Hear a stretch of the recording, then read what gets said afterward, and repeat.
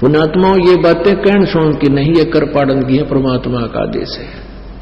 इन पर असर होना चाहिए, आपके अमल होना चाहिए, आपके अंदर धक देसी होना चाहिए कि तो नाश हो गया था ये भगवान।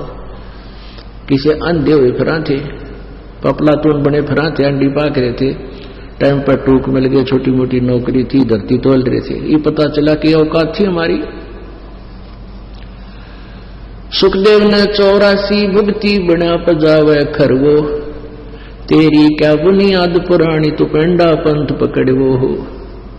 सुखदेव ऋषि जैसे ने भी 84 लाख योनियों में धक्के खाने पड़े। जिस साधना को तुम कर रहे हो वो तो वेदों अनुसार साधना करते थे, तो भी दुर्गति होगी उनकी। तुम्हारे पास तो ये नकली जंतर मंत्र है आजकल के, ओम नमः शिवाय, फलाना शिवाय, राधे राधे श्याम मला दे, और ये ओम ओंकार ओंकार, ये कोई ये मंत्र नहीं है। ये तो ये मंत्र यहाँ के भी मंत्र नहीं है अच्छे, जो सही मंत्र नहीं है। और उस परमात्मा के पाने का तो औषधि जारी है, वो मंत्र अलग है। सुखदेव ऋषि पिछले पुण्य अधिक थे, पिछली तपस्या थी, साधना थी, जिस कारण से कोई भी गुरु नहीं बना रखा था, मनमुखी साधना करता था, फिर भी आकाश में उड़ जाता था, आकाश में उड़ के स्वर्ग चला जाता था। और जब वो विष्णु जी के लोक में पहुंचा तो उसको बताया गया कि बिना गुरु के मोक्ष नहीं, यहां से चले जाओ वापस, यहां नहीं रह पाओगे तुम। फिर राजा जनक से उपदेश लिया, उसके बाद साधना की। उसको बताया गया था कि यदि अब साधना नहीं करेगा, गुरु नहीं बनाएगा, तो तू गधे की योनि में जाएगा, 84 लाख योनियां भोगेगा। तो जब उसको ये बताया गया कि तू गधे की योनि में जाएगा, क्योंकि संत वही होता है जो कड़वी बात कहा करे, जेता मीठा बोलवा तेता संत ना हो, खरी खरी जो कहते हैं संत कहावत हो। तो जो संत होते हैं दूसरे भगत के हित में, श्रद्धालु के हित में खरी खरी बताया करते हैं, और चापलूसी नहीं करते, उनको लालच नहीं होता किसी वस्तु का। जैसे अभी आपको बताया था कि मधु परमहंस साहेब बंदगी जम्मू वाला जो कह रहा है ये बीड़ी पीना को मना कर दूंगा तो यहां आएगा कौन फिर? तो वो संत है। जेता जो इस तरह अटकलबाजी से दुनिया इकट्ठी करे, आप भी नरक में जाएगा, उन बड़ी आत्माओं को भी गुमराह कर रहा है।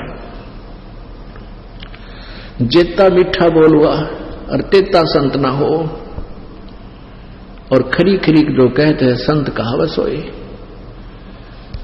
ये दास कोई भी पता चलता है कि इसने नियम भंग कर दिया, उसको करड़ा कर देता हूं। आप आना है, यहां आने का लाभ तभी मिलेगा जब बुराई छोड़ दोगे, ना बेसिक मत आना यहां पे, क्योंकि आपको लाभ मालिक जब देगा जब मर्यादा में रहोगे, अन्यथा नाम ले रखा हूं और आपने नियम दिया तोड़, और फिर भी आप सोच रहे हो मैंने नाम ले रखा, नहीं, उसी दिन से डिस्कनेक्ट हो गया, आपको मालिक की पावर का सहारा नहीं मिलेगा। पूरी मर्यादा में रहकर देखो, फिर देखो मालिक के खेल, नए नए चमत्कार आप सोच भी नहीं सकते कि भगवान ऐसे काम आज भी करता है। हम सुना करते मीराबाई की रक्षा की, द्रौपदी की, प्रहलाद की करी, लेकिन भगवान वही है, चेंज नहीं हुआ। उससे लाभ पाने के तरीके हमने याद कौन रहे, तो इस प्रकार हम फेल हो गए। तो परमात्मा हमें ये बताते हैं कि इन बातों ने याद रखे और हृदय में समाओ ये बातें। ये बातें कहन सुन के नहीं, ये कर पाड़ने की। तो पुण्यात्मा परमात्मा सभी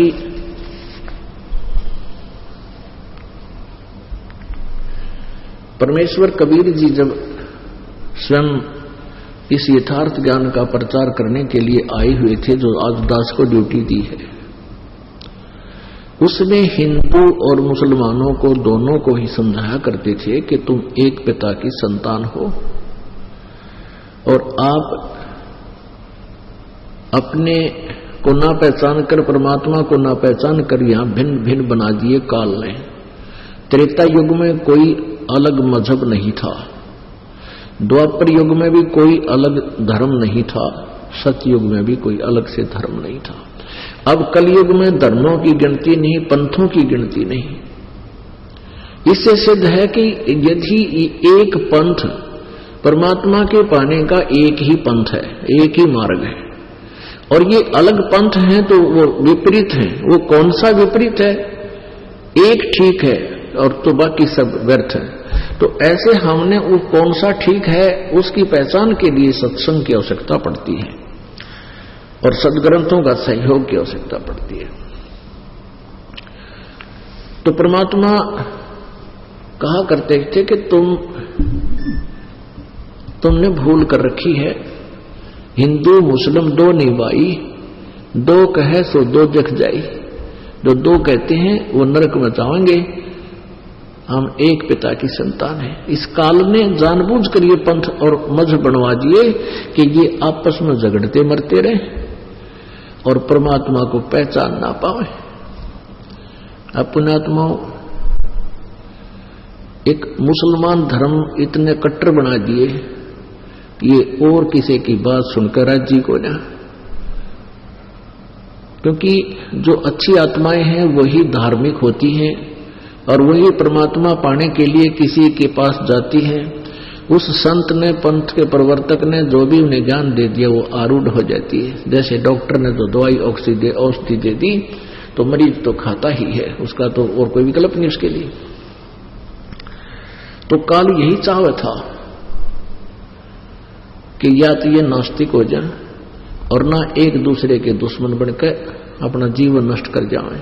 और जब वो परमात्मा आवे अपने बच्चों को अपना राह बताने के लिए, रास्ता बताने के लिए, उसकी कोई नहीं सुने।